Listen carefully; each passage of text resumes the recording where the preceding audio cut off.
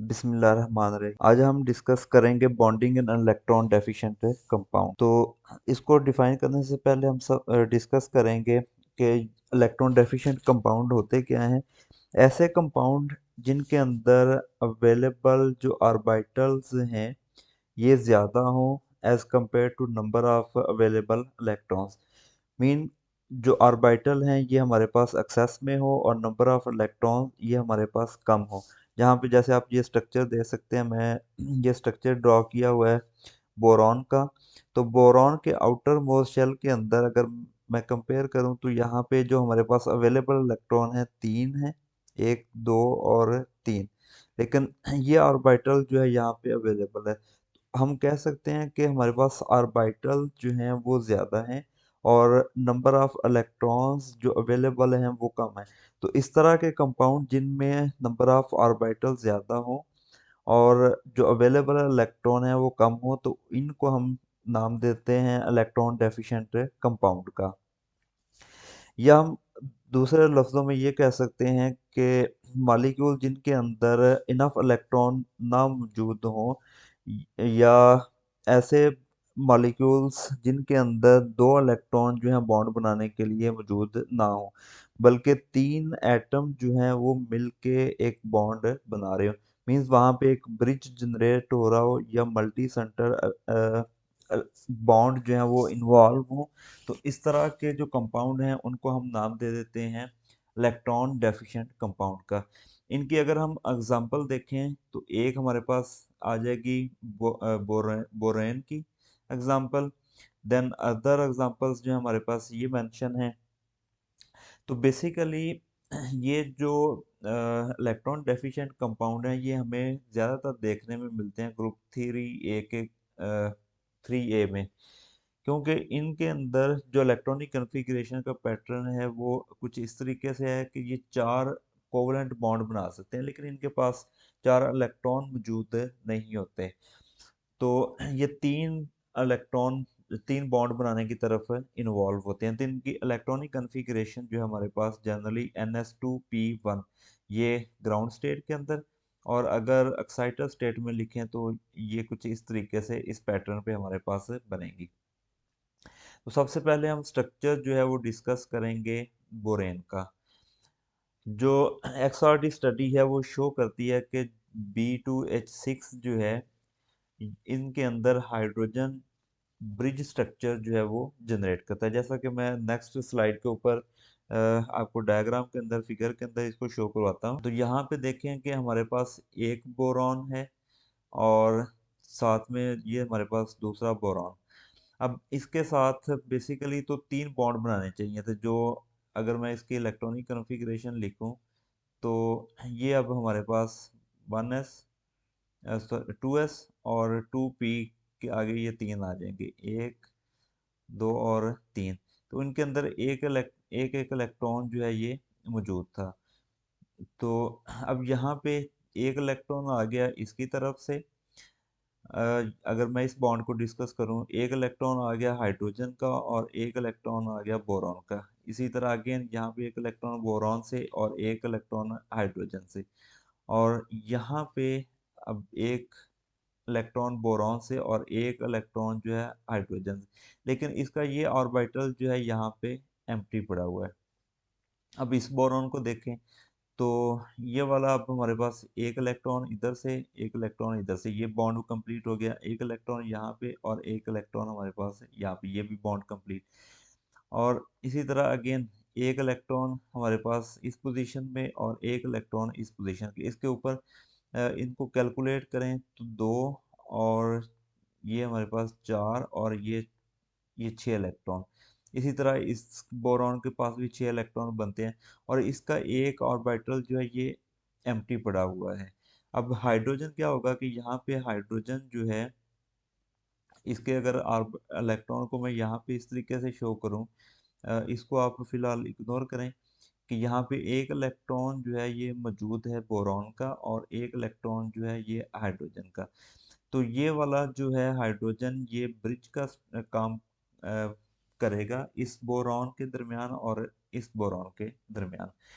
तो इसको हम कहते हैं कि ये थ्री सेंटर टू इलेक्ट्रॉन है, कि दो इलेक्ट्रॉन हैं जो इस इन तीन सेंटर के दरमियान शेयर्ड हो रहे हैं। ठीक है, अगर मैं यहाँ पे इसको क्लियर करता हूँ तो बेसिकली स्ट्रक्चर कुछ इस तरीके से इसका जनरेट होगा कि ये इलेक्ट्रॉन जो है इनके दरमियान शेयर होंगे, दो जो इलेक्ट्रॉन थे, एक इस हाइड्रोजन का और इस बोरॉन का।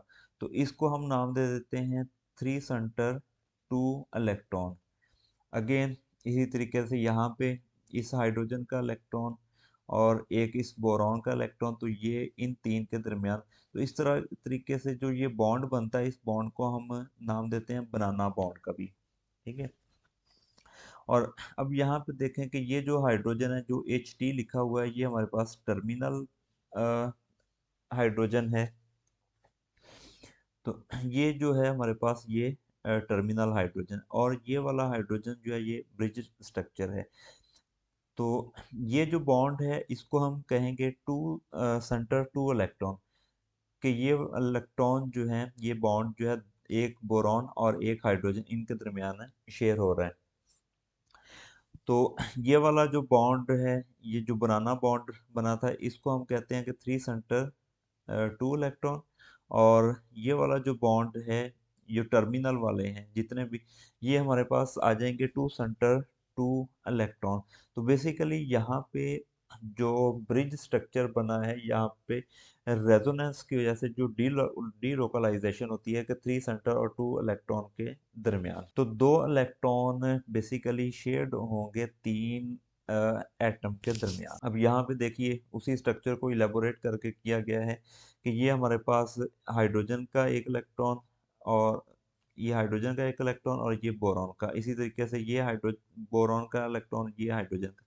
तो ये जो दो इलेक्ट्रॉन हैं ये रोटेट करेंगे इन तीन सेंटर के दरमियान। तो ये वाले जो सेंटर के दरमियान जो है ये रोटेट करेंगे। अब ये इसका एम्प्टी ऑर्बिटल है, ये आइदर आप ऊपर बना लें या नीचे शो कर लें, इट्स अप टू यू। तो ये जो शेप बन रही है इसको हम बनाना शेप, बनाना बॉन्ड का नाम देते हैं।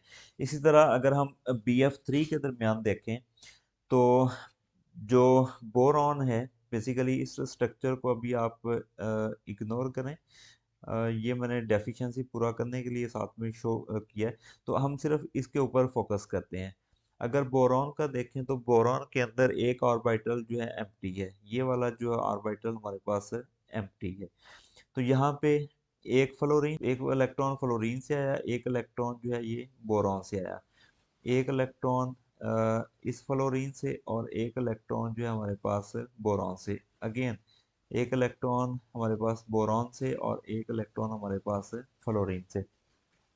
तो टोटल यहाँ पे छः इलेक्ट्रॉन बन रहे हैं। इसको इनर्ट गैस की कॉन्फ़िगरेशन ऑब्टेन करने के लिए 8 इलेक्ट्रॉन रिक्वायर्ड हैं। तो इस तरीके से फिर ये अपनी डेफिशिएंसी को ओवरकम करता है नाइट्रोजन के इलेक्ट्रॉन गेन करके। अमोनिया से इलेक्ट्रॉन गेन करेगा तो इसके रिजल्ट में हमारे पास ये बनेगा अडक्ट। तो इट मीन्स के जो इलेक्ट्रॉन डेफिशिएंट कंपाउंड हैं, हम कह सकते हैं कि दे आर लिवर्स एसिड, और जो इलेक्ट्रॉन डोनेट कर रहे हैं वो हमारे पास लिवर्स बेस हैं। तो BF3 हमारे पास एक लिवर्स एसिड है, क्योंकि ये इलेक्ट्रॉन पेयर को एक्सेप्ट कर रहा है। तो अगेन एक दूसरी एग्जांपल ये आ गई। इसी तरह अगर हम देखें ब्रिलियम अल्काइल का, तो ब्रिलियम के अंदर जो वैलेंस शेल, अगर हम इसको डिस्कस करें तो हमारे पास ये इसका वैलेंस शेल है। इसके अंदर भी इलेक्ट्रॉन अवेलेबल दो हैं, एक और दो ऑर्बिटल्स जो हैं ये हमारे पास एम्प्टी हैं, ये वाले दो। तो अब अगर हम इस स्ट्रक्चर को देखें, ये पॉलीमेरिक स्ट्रक्चर जो है वो जनरेट करता है। यहाँ पे अगर हम देखें एक इलेक्ट्रॉन जो है हमारे पास यहाँ पे एक इलेक्ट्रॉन आ गया हमारे पास ब्रिलियम से। अगेन इसी तरीके से यहाँ पे एक इलेक्ट्रॉन आ जाएगा हमारे पास ब्रिलियम से, और एक इलेक्ट्रॉन आ जाएगा कार्बन से। ये वाला जो कार्बन है इसका एक इलेक्ट्रॉन हमारे पास आ गया यहाँ पे, और एक इलेक्ट्रॉन आ गया इस ब्रिलियम से। और अगेन इसको देखें तो यहाँ पे एक इलेक्ट्रॉन जो है हमारे पास आ जाएगा इस ब्रिलियम से, और एक इलेक्ट्रॉन जो है ये हमारे पास आ जाएगा कार्बन से। ये इलेक्ट्रॉन जो है इस और ये वाला जो है इसको हम ड्रॉ कर लेते हैं कि ये हमारे पास एम्प्टी ऑर्बिटल जो बच गया इसका, और इसका अगेन इसका ये वाला जो है हमारे पास एम्प्टी है। बेसिकली बेरिलियम जो है ये हमारे पास एक इलेक्ट्रॉन इधर शेयर हो रहा है इस कार्बन के साथ, और एक इलेक्ट्रॉन जो है इसका इसके साथ, तो दो इलेक्ट्रॉन इसके पूरे हो गए। अब ये एम्प्टी ऑर्बिटल है, ये वाला भी एम्प्टी ऑर्बिटल है। तो अब ये वाले जो कार्बन है और बेरिलियम का, तो ये यहाँ पे ये इन तीन के दरमियान ये शेयर होगा। और अगर यहाँ पे हम कार्बन देखें तो ये कार्बन जो है 5 अदर एटम से सराउंड है। किस तरीके से, मैं इधर से समझाता हूँ कि ये हमारे पास एक ये कार्बन है, इसके अराउंड 3 हाइड्रोजन और एक बेरिलियम ये, और एक बेरिलियम जो है ये आ जाएगा। अब अगर हम बॉन्ड लेंथ की बात करें यहाँ पे, तो बॉन्ड लेंथ जो है बेसिकली जो हमारे पास टू इलेक्ट्रॉन 3 सेंटर 2 इलेक्ट्रॉन होते हैं, उसकी बॉन्ड लेंथ जो है वो ज़्यादा होती है, जो कि इंडिकेट करती है फ्रैक्शनल बॉन्ड को। और ये जो बॉन्ड है, जो एक्चुअल बॉन्ड है लाइक दिस वन, ये बॉन्ड ये वाला जो इनके दरमियान बनेगा, ये बॉन्ड लेंथ जो है वो ज़्यादा होगी as compare to other bond. अगर मैं यहाँ पे लास्ट इस में दिखाऊँ आपको, तो यहाँ पे देखें कि ये जो बॉन्ड लेंथ है ये 119 पिकोमीटर है, और जो ये वाली बॉन्ड लेंथ है ये अराउंड 133 पिकोमीटर होती है, जो ये बनाना बनाना बॉन्ड है। तो जो कि इंडिकेट करता है फ्रैक्शनल बॉन्ड को। इट मीन्स कि ये जो बॉन्ड है ये बॉन्ड लेंथ ज़्यादा है as compare to this bond length. Again ये वाली इसी तरह अगर हम बेरिलियम क्लोराइड की एग्जांपल लें, तो यहाँ पे अगेन बेरिलियम जो हमारे पास एक इलेक्ट्रॉन इस क्लोरीन के साथ शेयर कर रहा है, और एक इलेक्ट्रॉन इस क्लोरीन के साथ, यहाँ से एक इलेक्ट्रॉन इस क्लोरीन का आ जाएगा और एक इलेक्ट्रॉन इस क्लोरीन का। अब ये बन गया, ये बेसिकली डाइमर की फॉर्म के अंदर मौजूद होता है। अगेन यहाँ पे ये एक बेरिलियम का इलेक्ट्रॉन, ये दूसरा बेरिलियम का इलेक्ट्रॉन, एक क्लोरीन का इलेक्ट्रॉन आ जाएगा, और एक यहाँ पे हमारे पास दूसरा क्लोरीन का एटम इलेक्ट्रॉन आ जाएगा। तो ये बेसिकली प्रॉपर जो बॉन्ड है। लेकिन ये हमारे पास डाइमर की फॉर्म के अंदर होता है, तो क्लोरीन के ऊपर जो इलेक्ट्रॉन पेयर मौजूद होते हैं, क्लोरीन क्या करता है कि वो इलेक्ट्रॉन पेयर अपना बेरिलियम को डोनेट कर देता है। तो ये जो है इनके दरमियान कोऑर्डिनेशन कोवलेंट बॉन्ड है, ये हमारे पास कोवलेंट बॉन्ड, और दिस वन ये हमारे पास कोऑर्डिनेट कोवलेंट बॉन्ड। तो इसी तरीके से ये क्लोरीन इसके पास जो अपने लोन पेयर मौजूद होंगे, ये वो लोन पेयर इस बेरिलियम को डोनेट कर देगा। तो बेसिकली इस तरीके से ये यहाँ पे इलेक्ट्रॉन शेयरिंग हो रही है। अब यहाँ पे ये जो बॉन्ड है, अगर अब मैं यहाँ पे देखूँ तो दो बॉन्ड, दो इलेक्ट्रॉन यहाँ पे और दो इलेक्ट्रॉन जो है यहाँ पे, जो क्लोरीन ने अपना लोन पेयर डोनेट किया, तो इनको हम नाम दे देते हैं 3 सेंटर 4 इलेक्ट्रॉन। इसको हम नाम देंगे 3 सेंटर 4 इलेक्ट्रॉन, के सेंटर 3 है लेकिन इनके पास इलेक्ट्रॉन जो है ये 4 हो गए। तो स्टिल ये इलेक्ट्रॉन डेफिशिएंट है। अगर हम काउंट करें तो हमारे पास ये दो इलेक्ट्रॉन ये 4, और दो इलेक्ट्रॉन हमारे पास है ये 6। तो स्टिल इनके पास 6 इलेक्ट्रॉन जो है वो मौजूद है। अब यहाँ पे अगेन ये पॉलीमेरिक स्ट्रक्चर है, अगेन वही स्ट्रक्चर है कि बेरिलियम जो है 2 इलेक्ट्रॉन इसके हो गए, 2 इलेक्ट्रॉन अब अ, इसके पास। ठीक है, तो ये क्लोरीन जो है इसको अपने इलेक्ट्रॉन डोनेट कर रहा है इस बेरिलियम को, और ये क्लोरीन जो है इस बेरिलियम को। अब अगर पॉलीमेरिक स्ट्रक्चर के अंदर देखें, पीछे वाला जो मैंने दिखाया वो आपको ये डाइमर स्ट्रक्चर था, इसको मैं इरेज करता हूँ। तो ये मेरे पास डाइमर स्ट्रक्चर है, ये इलेक्ट्रॉन डेफिशिएंट है। अगर मैं यहाँ पे देखूँ तो 2 इलेक्ट्रॉन, 2 4 2 6 और ये 2 8, तो ये अब बेसिकली इलेक्ट्रॉन डेफिशिएंट स्ट्रक्चर नहीं रहा, क्योंकि इसका ऑक्टेट जो है ये कंप्लीट हो रहा है। ठीक है, हम समटाइम इसको कह देते हैं कि अगर सिर्फ बेरिलियम के पर्सपेक्टिव से देखें, तो ये अब हमारे पास बेरिलियम के पर्सपेक्टिव से तो इलेक्ट्रॉन डेफिशिएंट होगा, लेकिन जब ये पॉलीमेरिक स्ट्रक्चर जनरेट कर लेगा तो वहाँ पे अब इसकी डेफिशिएंसी जो है ये फुलफिल हो रही है। अगेन यहाँ पे देखें एल्यूमिनियम अल्काइल जो है, तो अगेन इसके अंदर जो है यहाँ पे ये हमारे पास ब्रिज स्ट्रक्चर जनरेट हो रहा है, और ये अब हमारे पास अल्काइल टर्मिनल ग्रुप है। इसकी बॉन्ड लेंथ जो है वो ज्यादा कम होगी, और इसकी बॉन्ड लेंथ जो है वो ज्यादा होगी। इसकी जो बॉन्ड लेंथ है, जो ब्रिज मिथाइल ग्रुप हमारे पास है, इसकी 2.15 या 2.12 एंगस्ट्रम होती है, और जो टर्मिनल वाला मिथाइल ग्रुप है, इसकी बॉन्ड लेंथ 1.95 टू 1.97 इस रेंज के अंदर मौजूद होती है। और जो एल्यूमिनियम है इसके अंदर, ये यहाँ पे अब हमारे पास टेट्राहेड्रल स्ट्रक्चर होता है। तो बेसिकली अगेन यहाँ पे जो कार्बन एटम है, ये 5 नेबरिंग एटम ने इसको सराउंड किया हुआ है। 3 हाइड्रोजन हो जाएंगे और 2 एल्यूमिनियम एटम जो है ये हो जाएंगे। और हाई टेम्परेचर के ऊपर जाके ये जो डाइमर है ये क्रैक हो जाता है मोनोमर के अंदर। इट मींस अब यहाँ पे अगर देखें तो एल्यूमिनियम के एक इलेक्ट्रॉन इस एल्यूमिनियम का आ गया हमारे पास, एक इलेक्ट्रॉन जो है इस कार्बन का, ठीक है, यहाँ पे। तो इट मींस कि ये वाला अब हमारे पास इलेक्ट्रॉन डेफिशिएंट होगा। यहाँ पे ये वाला जो बॉन्ड है ये हमारे पास इलेक्ट्रॉन डेफिशिएंट है।